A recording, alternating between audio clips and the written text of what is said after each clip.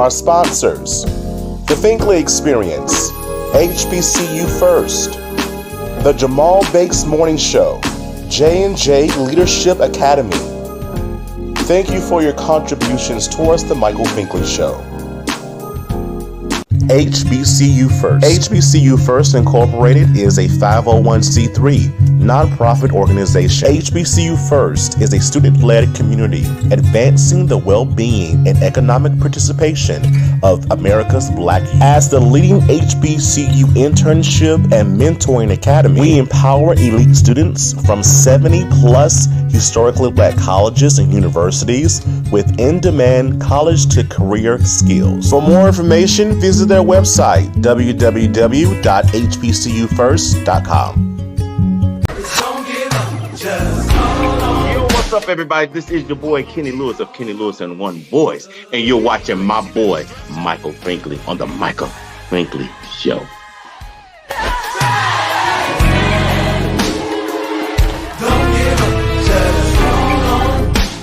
Call on Jesus. There's a new familiar face this time. Say hello to the new daytime. See it everywhere you go. Doing the greatest show. It's no other than the Michael Finkley Show. There is no other. He's like no other. I'm so glad that someone resonates with me. I'm so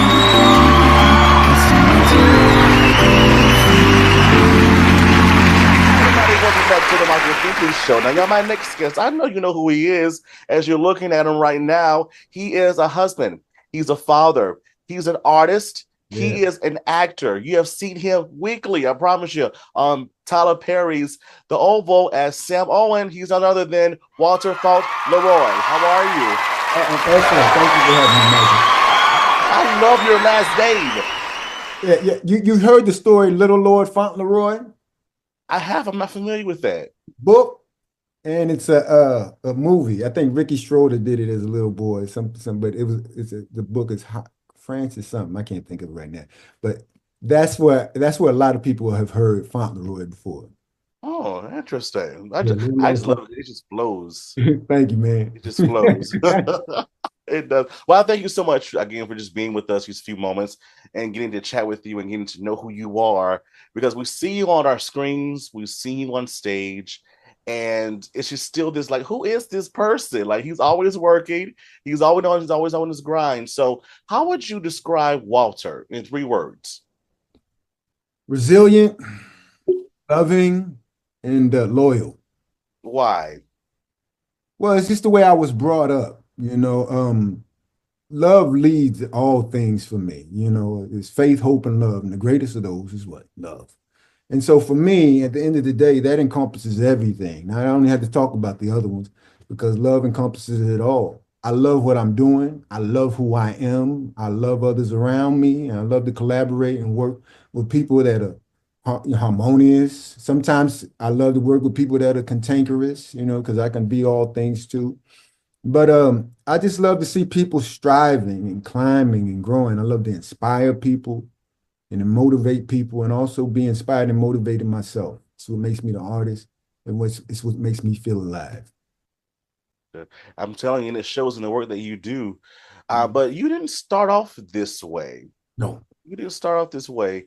You were a network administrator as your lifestyle then. What switched? What kind of switch that, oh my gosh, I want to go here, but now I'm here, but I want to go here? It's my children. I'm a family man first. I had 2 dreams in my life when I was a very little boy. I wanted to act since I was about 4 or 5. Never went on auditions and none of that growing up, so I didn't do a lot of that. But around 8 or 9, my other dream was to be a father and to have a wife and kids. And so when I was the network administrator, I worked graveyard shift. I had a wonderful career, 8 days on, 6 days off, but I worked about 28 to 32 hours a week. It was easy. I was at the computers, like Starship Enterprise or something. But as my kids were growing, especially when they were little, I used to play with them all the time. I'm like, what do you want to be? What do you want to be? What do you want to be? Where are you going to college? The questions that you just playfully, knocking them down and picking them up. And one day it just hit me after a number of years. I worked with a lot of guys that started out in the field, but they were in the cush career jobs at management like I was when I'm just starting out. They're ending their careers. And so I saw a lot of them retiring well. But when I looked down that path for myself, I just thought it's a great ending, but not the ending I want. And when I be playing with my kids, I started to feel like a hypocrite. Like I didn't want to be lying to my kids. You can do whatever. You have parents who say, well, you can be whatever you want to be. And I didn't want to be one of those people that just talked it without walking it. And so for me, it wasn't a me thing, it was a we thing. It was like, okay, this ship could go down in network administration. Then where am I going to be left? Shipwreck? I can launch out into the deep and try something else. So it was one of those things where I was just like a lot of introspection because I worked at night. I was by myself. So I was like, God, well, if it be you, bid me to come in a sense. Not for me, but for the family. And so I was like, if I can at least show my kids the way, then they won't be wannabes. Y'all are gonna bees. I didn't want you to be wannabes because where I came from, wannabes weren't cool. I was like, y'all are gonna bees. Energy flows where attention goes. And wherever you set your mind, that's where it's gonna follow. The body will follow. And so I wanted to make sure they had at least the example of that. That's what got me, to start my journey. And wow, the journey continues. But what got me was, you have a aunt that sung opera in Europe. You have Yeah. a grandmother who sung as well. Yeah. And it took you so long to get into the entertainment world because of fear. Why were you so scared when the platform was already there for you? Well, you got to remember, I was born in Philadelphia, but I didn't grow up in Philadelphia. I was always in Philadelphia. But we lived in McGuire Air Force Base, Fort Dix. So my dad is most of all his family is from Philadelphia. My mother is from Dallas, Texas. So my father met my mother when he was in Dallas in the military. So it's just always the two worlds. But growing up, how we grew up very disciplined and very strict. You see what I'm saying? And so in those environments that I even grew up in, Philly is tough. Jersey was very tough. So I was getting in fights and having trouble. Why? Because that's where we live. And that's the way we do it here. You see what I'm saying? And so coming from a little kid that when my eyes first started opening, they opened up in Japan. And like there's nothing but Asian people all around me. You see what I'm saying? Little black boy in a foreign world. And so it taught me just to see life differently than just through the lens that I've been given. And so it helped me to empathize and understand a lot of the teachings from the East. It still influences me today. So all those things encompass, made me, in a sense, who I was. And that was a lot of fear-based because once I left Japan and the Orient where everything was disciplined in that particular way in the East, then I moved back to the East Coast in America where everything is gully and violent. And this is how we do things on our block. And you getting punched in the chest, you 7, 8, 9, by kids that are 16, 17, 18 to try to teach you. It's great because it taught me a lot about the world and how to, read things and stuff like that. But at the same time, it created a world of darkness for me that I had to grow out of. Why? Because I'm this little pure-hearted kid now in an environment that I'm not used to. And so that creates fear. And you got parents saying, if someone picks on you, you fight back. Win, lose, or draw. We gonna respect each other. And so it was always that until you got a rep. Then you go to another school, you got to get another rep. So it's someone wants to challenge you because you got a rep. So it's all these things. So it was just a lot of fear because I had to be something that I really wasn't. Wow, it is, and it's amazing because so many people talk about that aspect of fear, but when you walk into it, you sometimes you have to do it because you're scared, and you can't allow that to stop you in so many ways. Mm-hmm. And so we see the product of that today, and what we see. What was your first biggest break when you went into the world of entertainment? Said, "I'm here, let's do it. I'm not letting fear stop me anymore." What was your first biggest break? What did that look like for you? I think it was just that step to just leave my career, because that wasn't easy. I had a great agency. I was in Dallas with the Mary Collins agency. And They saw me in a production of Shakespeare Midnight Echoes. My mentor, Akeem Babatunde, took me under his wing and started teaching me the craft of acting. And when I did that show, it was written in the paper. It was a horrible review. The show was great. Walter Fauntleroy was terrible. And so it's a trip. I was on my job and someone taped it, cut it out and taped it to one of the windows so everybody could read. And early on, it just taught me that, okay, there's a lot of rejection. There's a lot of people that want to maybe see you fail. And on some level, it just drove me to say, I want to do this. I don't think there's any particular role that I'm not ever afraid of. It's like, because it's like starting all over every single time out, and so you have to, I just got to the point where I just started to try to just enjoy it, living comfortably, uncomfortably. That's what it is being an actor, but it always keeps me open to listen and to be open to whatever's happening right now, as opposed to what's going to happen in the future or what happened 5 minutes ago. So I can't really say that there's one particular thing that got me through. I will say this. I had a lot of people tell me a lot of good things over my life and in career as an actor. But it wasn't until Tyler, maybe that was just the last kind of thing, brick, but it's like the apex on the pyramid or something. But it was like when Tyler really started showing some interest, it made me want to believe more. It made me not want to fail him. So it was more for him than it was for me, but it taught me something about my destiny. Amazing. Oh wow, that's amazing. I love the sometimes we as persons when we're watching, we see the glitz and glamour of it all first. Well, we don't see the nose. We don't see the tears. We don't see the I'm gonna give up today. No, I can't afford to can give up today. All the going back and forth. And so we see you today in Tyler Perry's, of course, the Oval on BET as Sam Owen. We're in season 6 now as well. How did we get to this point? And how did you say you're a man of faith? How did your faith contribute to where you are today? It all started off by faith for me, man. I was the network administrator making great money, and I decided this is not what I want to do anymore. My wife was very supportive in that as well. So it wasn't just me, it was a team effort, right? And so as I started to embark on my journey, it was like, let's move to California. It was New York or California, but I had already done some plays in New York. I had already been overseas a couple of times in Paris and Geneva, Switzerland to perform. And so I was like, I want to be on TV. I want to see what that's like. I want to test that. And so my wife had family in California, so we decided to come to California. Mind you, Michael, I had less than $1,000 when I moved to California with my entire family.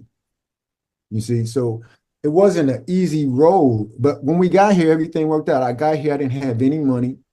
I went back to do a play for about 6 months called Blue. And then I came back, I didn't have any money. And then out of the blue, we got a place. People were helping us get a place, even though we didn't have falsifying information on the documents.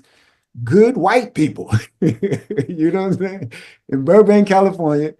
And they were lying for us. And I was grateful, because that's not what I normally do. I don't like to falsify and lie in those ways. But these are people in places that were doing this for us to get us into an apartment. And it just kept going, man. And it was just like, this is a sign. And out of the blue, I got a check for about $12,000 right when we needed it, to get us at least on our feet and going out here. And that was a residual check from the missed DVD sales, when we were out here. And that's what kind of got me on my feet and going. But I sold my house in Texas. I wanted to come out here and just leave everything behind. If I had kept my house when the discouragement kicked in, I would have gone back. But Shaka Zulu, I don't remember anything else from the movie when I was a kid. I remember when they hit the shores, they burned the boats. And I wanted to make sure I burnt the boats before I got to California, because I didn't need anything that would allow me to go back. And so that's what I did. Even though I didn't have any money coming this way and anything to sustain me, I just knew I had to get there without anything so I could go back. And so that's what kept me going, I think, and my family. God, of course. Amen. Yeah. Amen, brother. Amen. Amen. Amen. I'm telling you, Mhm. because we're in revival this week at my church, and it's just so many things are opening up even more so. You know, you've been in church all your life and you go through the motions of it all, but once you really, really hone in, right, in this season in your life, it's just like so many things are just so wide open. It's like, oh wow, wow, they become brand new in so many. Yeah. So I definitely get it in this season. I definitely get it. I must say, again, Sam Owen has been on our televisions for a while now. What have you learned from this character that you now have transferred over into Walter? It's taught me more empathy. Being on the show, being in the series, it's taught me how to. I feel like I'm a very empathetic person anyway, but it has really taught me to see things from other people's perspective even more. You know what I'm saying? I had a particular idea coming in terms of especially when Sam started, having the affairs and that way. I had a particular viewpoint in terms of how I felt about that. It's not something or practice that I live by. It's not something that I would condemn anybody for either in the world. I'm saying it's not the best thing for you, but I think it showed me it helped me to understand the reasons behind why people do things, and it's not always a physical desire. It could be from a lack of intimacy, and intimacy isn't just sex. I think when we look at the situation with Sam and Priscilla, they lack intimacy. So Sam isn't asking just for sex. He's lacking intimacy. There's no communication there. I feel like Sam is trying to be as communicative as he can, and Priscilla isn't. But it also helps me to see things from her point of view too. Whereas normally I might not have looked at the situation like that. Bobby Baby. I look at all the characters from their perspective to understand, oh, they're not bad people. They're misguided. Now, people are destroyed for a lack of knowledge, but they're not bad people in the sense. They've allowed these habitual behaviors to begin to control them more than they are controlling the habitual behaviors. And I always say that the chains of habit are always too light to be felt until they're too heavy to be broken. And that's what these people are going through, and it's leaving them broken. Lesson learned. Yeah. Lesson learned. Wow. But when we come back, Think Fam, we get to play one of our newest segments called What If? And Walter later gets to tell us his next biggest dream. So just go away.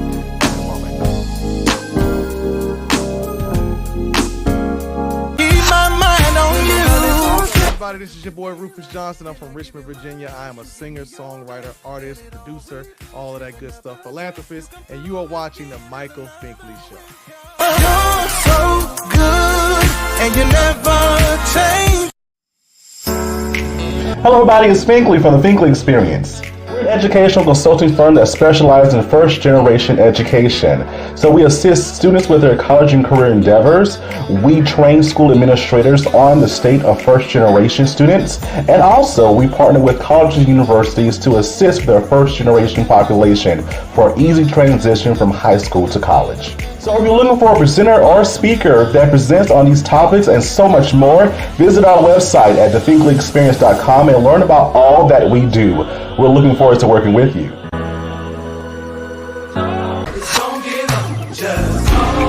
What's up, everybody? This is your boy Kenny Lewis of Kenny Lewis and One Voice, and you're watching my boy Michael Finkley on the Michael Finkley Show.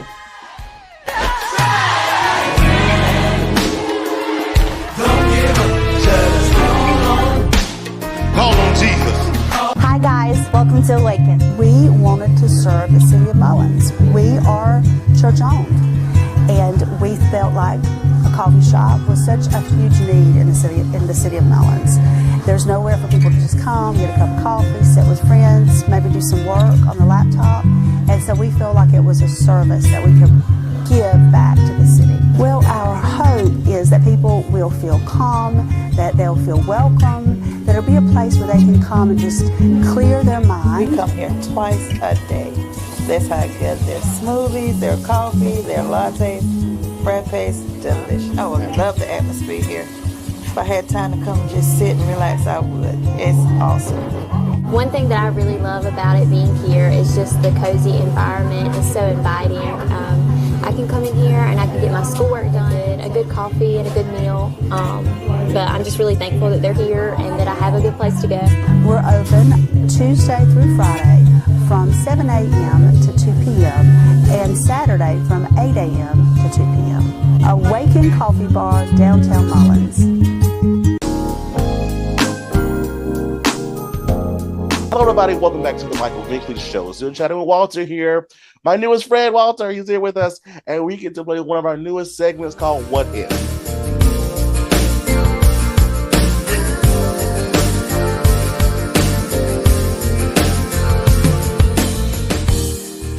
Okay.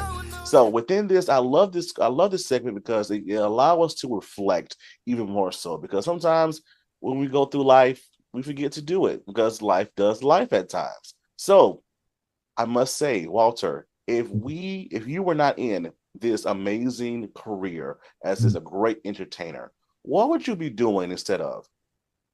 I'd probably be a preacher or motivational speaker. I see it.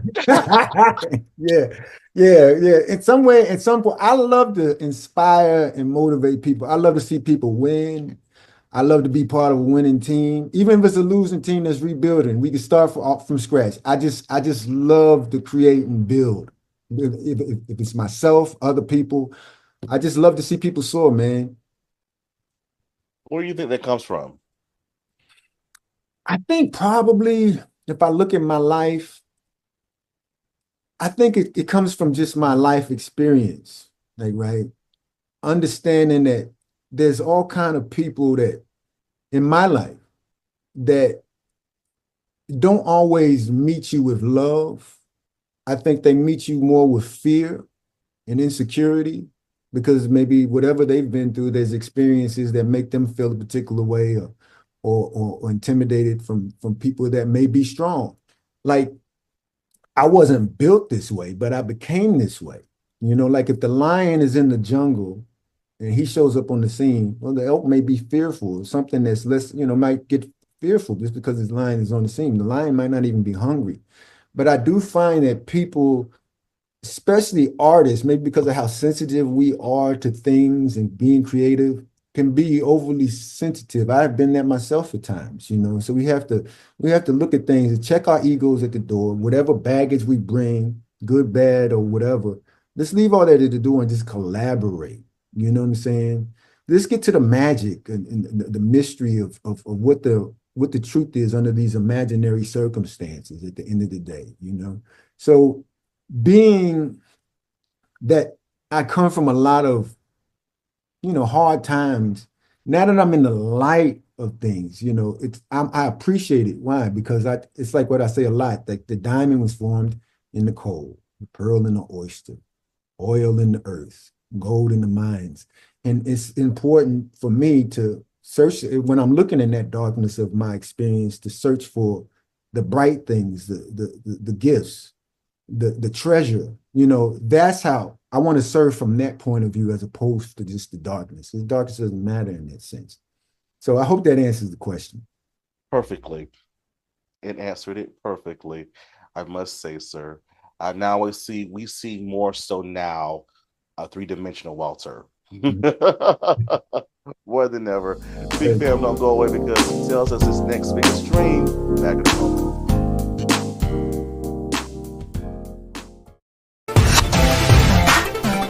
Hi everybody, I'm Teron Brooks. Perhaps you know me as Eddie Kendricks in the miniseries The Temptations. Perhaps you've seen me on Broadway. Perhaps you've listened to some of my records. I'm happy that I'm here at the Michael Finkley Show. You're watching it right now.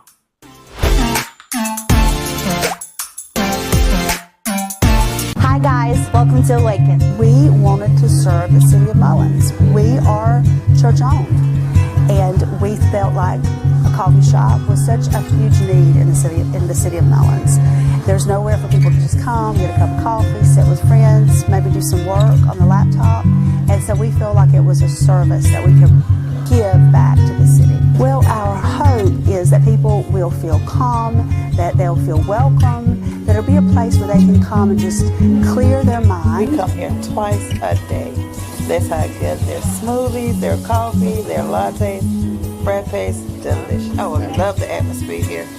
If I had time to come and just sit and relax, I would. It's awesome. One thing that I really love about it being here is just the cozy environment. It's so inviting. I can come in here and I can get my schoolwork done, a good coffee and a good meal. But I'm just really thankful that they're here and that I have a good place to go. We're open Tuesday through Friday from 7 a.m. to 2 p.m. and Saturday from 8 a.m. to 2 p.m. Awaken Coffee Bar, downtown Mullins. Everybody, welcome back to the Michael Finkley Show. So the season question therein, here it is, Walter. What is your next biggest dream? My next biggest dream is to continue to go higher.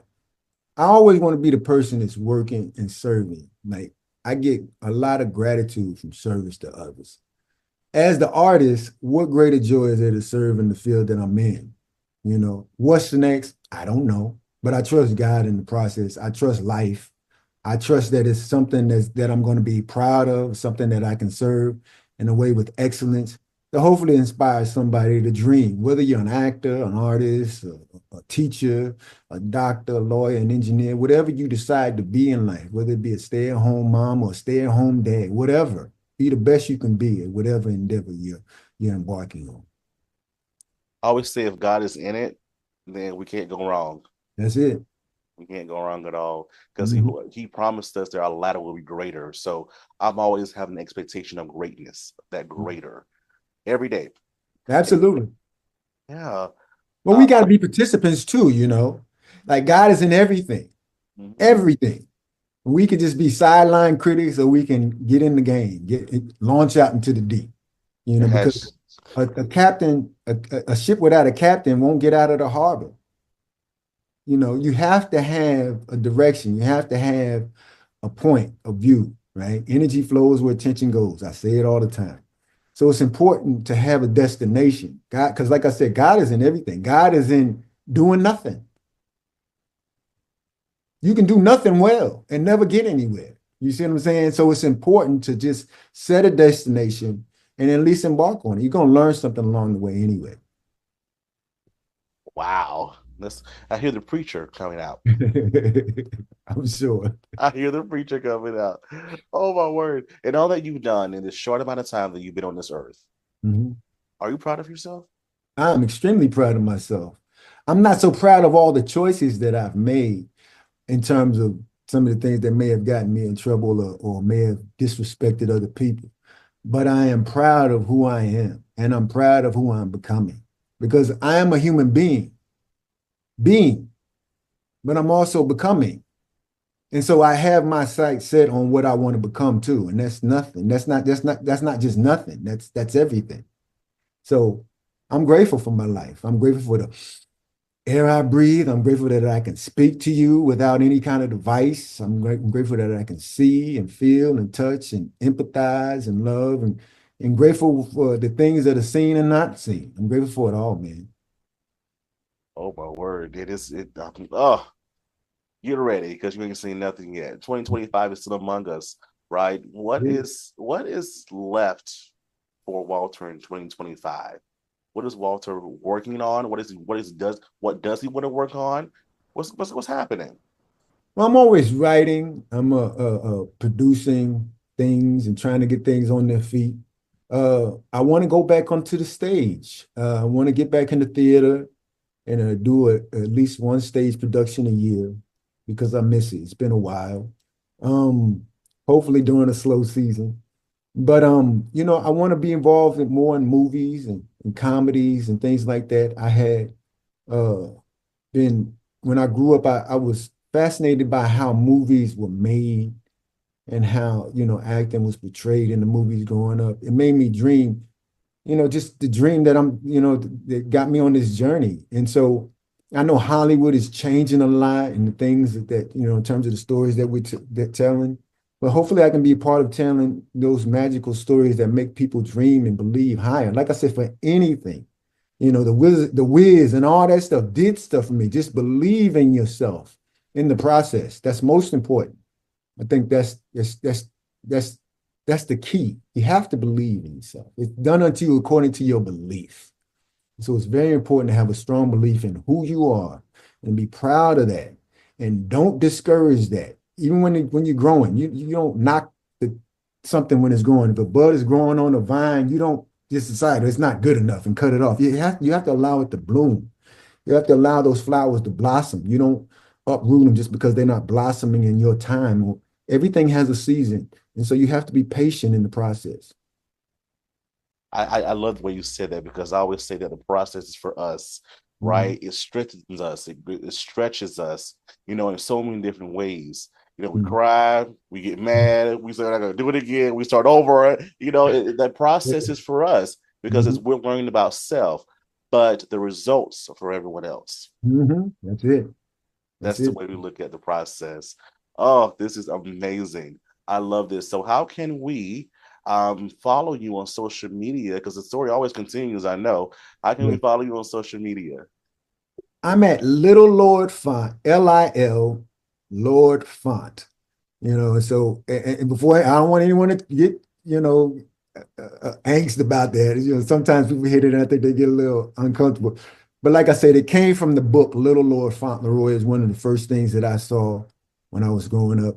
And if you ever read the book or see the movie, you understand that it's a story about a grandfather and a grandson. And it really is a story about love and forgiveness. And so that's why it really set well with me. And I just thought, well, that sounds like me, even though I'm not the little boy in the story, but I live my life based on that love and forgiveness. There we go, Think Fam. Follow. Little Lord Font. Little Lord Font. Please Right. go support. Right. I must say thank you, Walter. You have really lifted my day. Thank you so much for being with us and just being who you are as an individual, because there's just so much more for you. And I know you know that. There's so much more for you. So thank you so much. Thank you, Mike. I appreciate it. And thank you to all your fans that tune in to the Michael Finley Show. I really appreciate you. Thank you so much. And Think Fam, always, thank you so much for watching. And always remember to pursue your dreams. Have a